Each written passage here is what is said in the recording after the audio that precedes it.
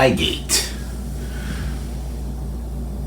The eye is the gateway to the mind presents America develops worldwide interests 1900-1920, results of the war, the League of Nations. World War I was a war of machines and of food, as well as of men. That's why they're showing a woman. America's giant steel mills ran full blast to pour our steel needed for tanks, for ships, and for guns. The automobile industry supplied Army and Navy trucks and engines for tanks. Oil wells provided a steady supply of gasoline for tanks and airplanes. Factories manufacturing arms turned out rifles, machine guns, and artillery in huge amounts.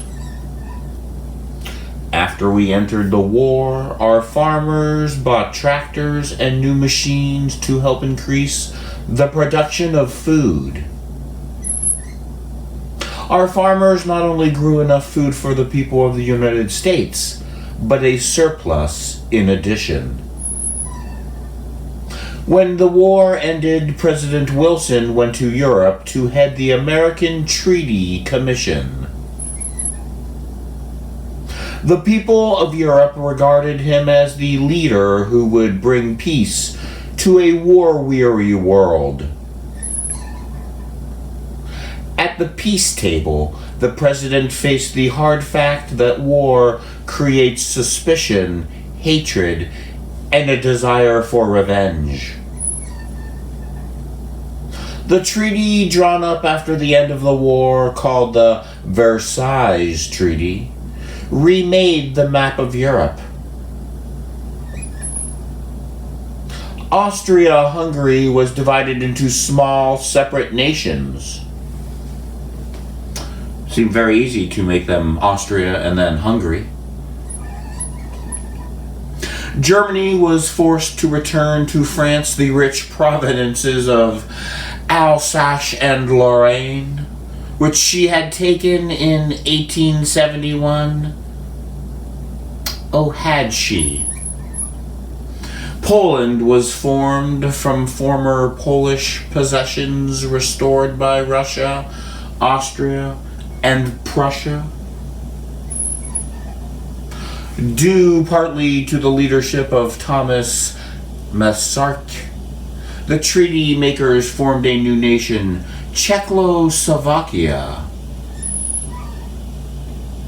The Treaty of Versailles disarmed Germany. Germany was required to pay a huge sum of money to the nations she had invaded, particularly France and Belgium. President Wilson believed that some kind of organization was needed to prevent future wars. As a result of his leadership, the Covenant or Constitution of the League of Nations was made a part of the Versailles Treaty. Every nation which signed the treaty became a member of the League. Member nations were to send representatives at regular intervals to League headquarters at Geneva to discuss world affairs. Provision was made for special conferences to be called when nations faced serious problems. I believe it's percolating up again now. The League was to have the power to investigate any dispute that threatened the peace of the world. In 1919, President Wilson presented the Treaty of Versailles to the United States Senate for ratification. A debate which developed made it clear that the Senate would not ratify the treaty without some changes. These changes would have greatly reduced the obligations of the United States to help enforce the treaty and to maintain peace. President Wilson was unwilling to accept these changes.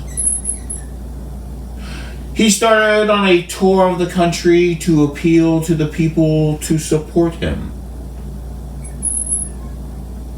While on the trip, he was sickened with an illness which, a few years later, ended his life. 1919, did he get that freaking flu thing? The Senate rejected the treaty in 1921.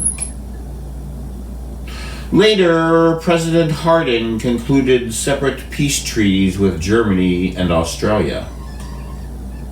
Things to remember. World War I was a war of machines and of food, as well as of men. When the war ended, President Wilson went to Europe to head the American Treaty Commission. The treaty, known as the Versailles Treaty, remade the map of Europe. The Covenant or Constitution of the League of Nations was made a part of the Versailles Treaty. The Senate rejected the treaty.